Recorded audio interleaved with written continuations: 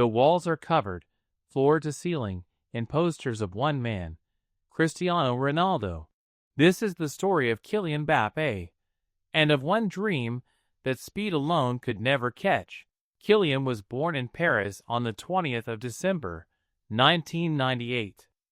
5 months earlier, France had lifted its first ever World Cup, with Zinedine Zidane scoring twice in the final. The whole nation was still riding that high when Kylian arrived. His family settled in Bondy, and Bondy would remain his anchor for the rest of his life. His father, Wilfried, had roots in Cameroon. His mother, Faiza, was born in France to an Algerian family, and had herself been a professional handball player, competing for years in France's top division. Bondy was never a wealthy town. Many of its families had crossed borders and oceans chasing something better. Kylian would later describe it with a kind of quiet pride. In Bondy, he said, "We don't have much money, but we have dreams, because dreams don't cost anything." His father coached at the local club, AS Bondy, so a football was never far from Kylian's hands or his feet. The pitch became something close to his second home, so they moved him up 2 full years into a group of 10-year-olds. He was still, without question, the best player on the field. Bondy itself deserves a moment of its own here, because the town shaped him almost as much as the sport did. Unless something goes wrong, unemployment ran high. Opportunities for most families ran thin.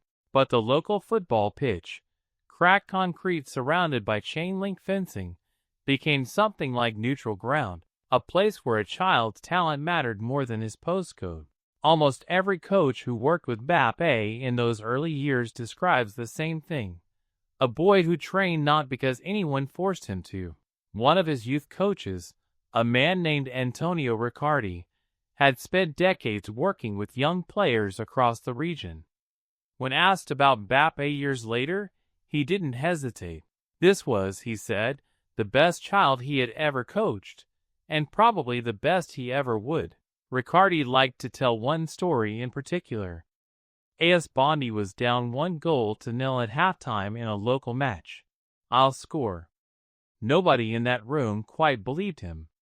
He was 10 years old. But he walked back onto the pitch, picked up possession near the halfway line, and simply went. He rolled the ball calmly into the corner and turned to jog back to the center circle, as if he'd merely done a chore he'd promised to finish. By 11, scouts from the biggest clubs on the continent were making the drive out to Bondy. Real Madrid sent people. Chelsea sent people. Bayern Munich sent people. Nobody in French football had seen raw talent like this surface from a single suburban pitch since Zidane himself. Some of the wealthiest institutions in global sport are quietly asking your parents for a meeting. It would be, they thought, a special afternoon, nothing more. The family flew to Madrid. When they pulled into the training center, a tall man was already waiting by a parked car, hands in his pockets, a warm smile arriving before a single word did. It was Zidane. The greatest French footballer of his generation had come out personally to greet a 13-year-old from Bondy. Zidane gestured toward the passenger seat of his own car and offered to drive the boy over to the training pitches himself. Kylian climbed in, almost too nervous to speak. Finally he turned and asked the only question his mind could produce. "Do I need to take off my shoes?" Zidane laughed. "Of course not," he said. "Get in." Kylian sat in silence for most of the ride, thinking to himself that this couldn't possibly be real life, that he must still be asleep on the plane. That instinct, that quiet disbelief in his own good fortune, never really left him, even years later as a grown man. Zidane walked him through the facilities personally, let him watch the first team train. Kylian stood beside his hero and grinned the way a child grins on Christmas morning. Real Madrid wanted him badly. Every door in the building was open to him. But when the family flew home, Wilfried and Faiza gave their answer. No. They worried that a 13-year-old, dropped into a dressing room full of extraordinary, grown men, might simply disappear inside it. His mother wanted him to keep something resembling a normal childhood. His father wanted, above all, to protect him. So Real Madrid would have to wait. Neither the club nor the boy had any idea, that day, that the wait would stretch out to 12 long years. At 13, Kylian left home for the first time, joining AS Monaco, a club with one of the finest reputations in France for developing young talent. He tore through the youth ranks faster than anyone on staff expected. 10 goals in his first 5 matches at under-19 level to a game. He was pushed up to the reserves, and almost immediately after that, to the first team. On the 2nd of December 2015, with Monaco playing at home, the coach glanced toward the bench in the 88th minute. A skinny, almost unfinished-looking teenager pulled off his training jacket, number 33 on his back. Mbappé was 16 years and 347 days old, the youngest player ever to appear for Monaco's first team, breaking a record that had belonged to Thierry Henry, one of the greatest forwards the French game had ever produced. He didn't celebrate the milestone. He didn't buy a car. He didn't move into anything grander than the small room Monaco had given him inside the training center, the same room any young academy player might get. Around that time he offered a line that stuck with people. "Footballer," he said, "doesn't rhyme with Ferrari. I don't have a car." By the end of that run, all of Europe knew the name of the boy from Bondy. In August 2017, Paris Saint-Germain rewrote the sports transfer history, paying €180 million for an 18-year-old. It remains, adjusted for the era, one of the most expensive teenage transfers football has ever recorded. He still didn't own a car. He still didn't particularly want one. The team's first real examination came in the round of 16, against Argentina. Lionel Messi's Argentina. Played on the 30th of June 2018, it became one of the most electric knockout matches the tournament had produced in decades. 7 goals, constant swings of momentum, and at the center of nearly all of it, a teenager who simply refused to stop sprinting. His first defining moment came in the 13th minute. He collected the ball just inside his own half and ran 60 meters, unbroken, through the heart of the Argentine defense. One defender grabbed at him, then another tried, and neither could bring him down cleanly enough to avoid conceding a penalty. France scored. Argentina answered in the second half to lead 2-1 before a French defender leveled it at 2-2. That's when Mbappé took the match into his own hands. In the 64th minute, he slid a low shot beneath the goalkeeper, 3-2. For minutes later he broke through again, lifting the ball high into the net before the keeper could react, 4-2. Argentina pulled one back late, but it wasn't enough. France won 4-3, and Messi's Argentina were on their way home.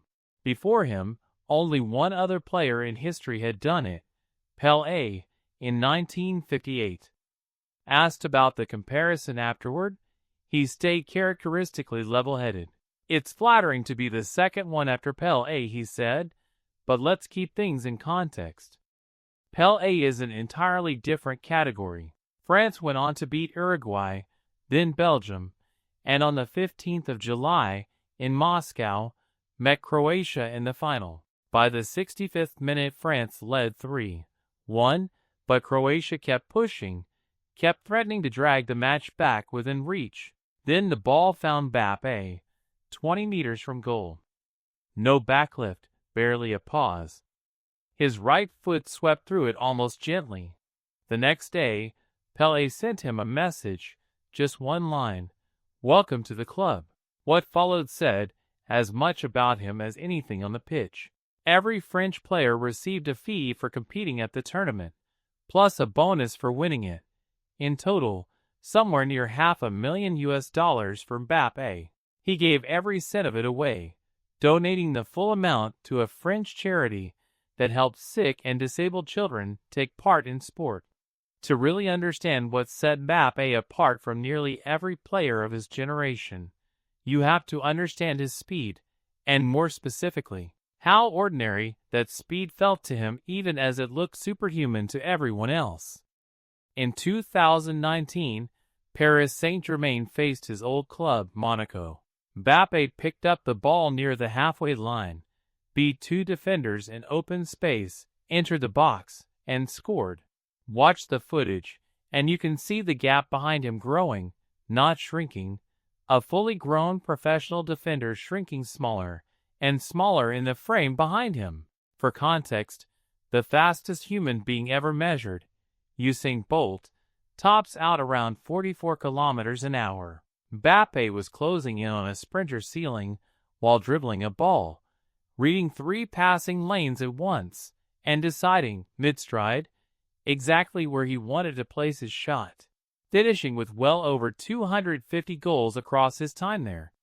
He became, by most statistical measures, the fastest footballer alive. Sports scientists who studied his sprint data noted something that set him apart even from other quick players: his acceleration curve. Most elite sprinters reach their peak speed gradually, over 30 or 40 meters. Mbappé reached something close to his top gear within his first 5 or 6 strides, an explosive first-step burst that meant defenders rarely got the split-second warning they needed to react. It wasn't just that he was fast. It was that he was fast almost instantly, which in football, where space closes in fractions of a second, mattered just as much as the raw number on the GPS unit. But even the fastest man in the sport, it turns out, cannot outrun time itself, or the weight of his own choices.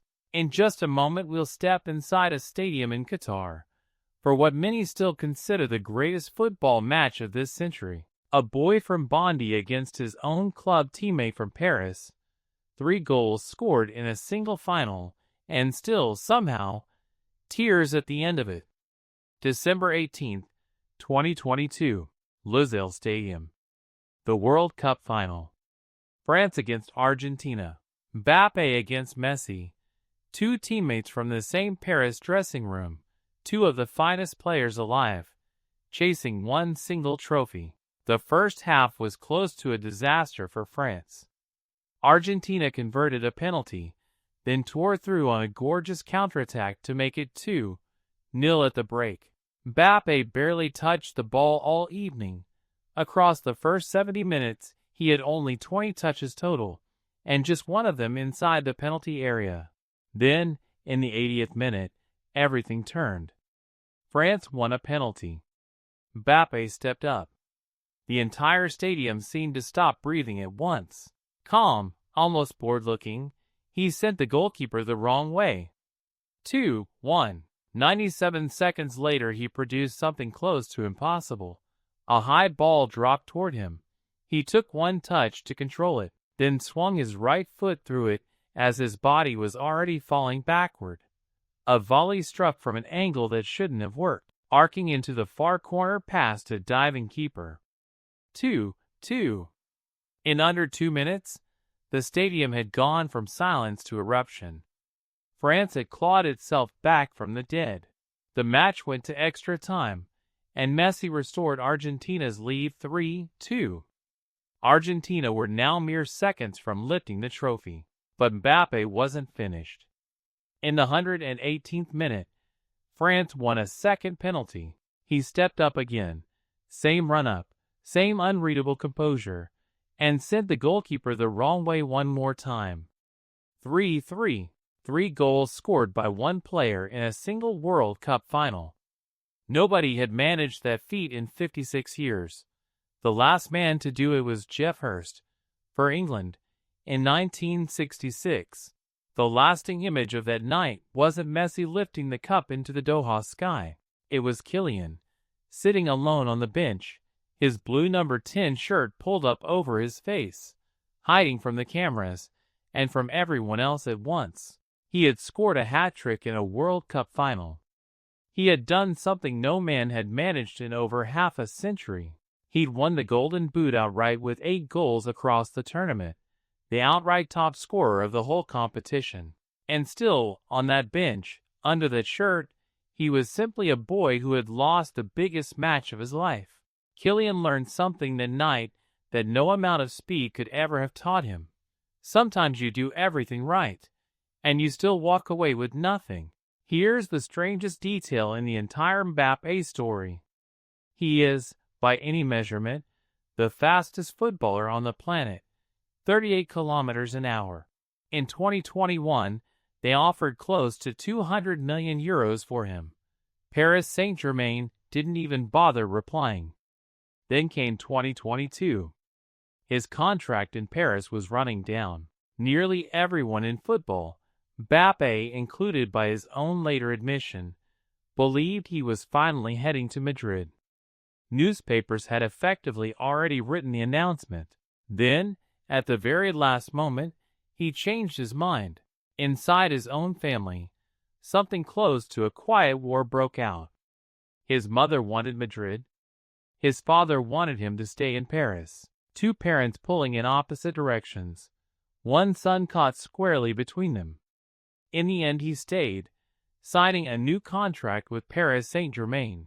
Back in Bondy, someone climbed up to a large mural of Mbappé that his own community had painted years earlier on the side of an apartment block. The image of him as a boy. Some of the very people who had once adored him now felt genuinely betrayed. Newspapers called him indecisive, a young man who couldn't commit to a decision. The fastest man in football, it turned out, still couldn't outrun time. Then, one summer morning in 2024, the long wait finally ended. His contract with Paris Saint-Germain expired. This time, there was no dramatic reversal, no last-minute change of heart. Real Madrid announced the news that had, in one form or another, been 12 years in the making. Kylian Mbappé was officially a Real Madrid player. He wrote to the world that it was a dream come true, that he was overjoyed and proud beyond words to finally join the club he dreamed of as a child. The boy whose bedroom walls had been papered in Ronaldo posters would go on to wear the same number 9 Ronaldo once wore in his own first season at the club. Picture walking back into that room, 12 years later, as an adult, the ghost of the boy still there on the bed, and the man he became knowing every inch of the walls by heart. Across the calendar year of 2025 alone, he scored 59 goals for Real Madrid, matching a record Cristiano Ronaldo himself had once set at the club. One quick note before we finish, my friend. This story is being written while the 2026 World Cup is still underway, which means by the time you're watching this, events may already have moved beyond it. But certain moments have already been carved permanently into the record books, and this is one worth telling. On the 30th of June 2026, France faced Sweden in the round of 16, in a stadium just outside New York City, under brutal heat. France, though, were flying. Mbappé was captain now. In the final minute of the first half, a short corner reached him near the byline, a Swedish defender squarely in front of him. He did something almost invisible, a quick crossover step, one foot behind the other, and the defender leaned the wrong way for just an instant. That instant was enough. Mbappé was already gone, curling a diagonal shot inside the far post. 1-0. He didn't run toward the crowd to celebrate. He ran straight to his coach, Didier Deschamps. Days earlier, Deschamps had flown back to Europe. His own mother had passed away, and he'd missed a match to attend her funeral. Mbappé reached him on the touchline and simply held him. Afterward, asked about the moment, Mbappé kept it simple. He knows, he said, that he'll never be alone with us. France went on to win 3-0. That same afternoon, Mbappé broke a record that had stood untouched for decades, becoming the all-time leading scorer in World Cup knockout stage history. The tournament isn't finished as this is being told. He may yet lift the trophy this time, or he may fall short again, the way he did in Qatar. Nobody knows how it ends. But one thing is already beyond argument. Kylian Mbappé is the greatest goal scorer French football has ever produced. And he is still running. Rising above him, like something out of a vision, is that same boy grown into a man, wearing the number 10 shirt of France. At the bottom, one sentence, written in French: love your dream, and it will love you back. 20 years ago, a small boy covered his bedroom walls with posters of his hero. Today, other small boys look up at walls covered in posters of him. My friend, the fastest man in football could never simply sprint his way to the dream he wanted most.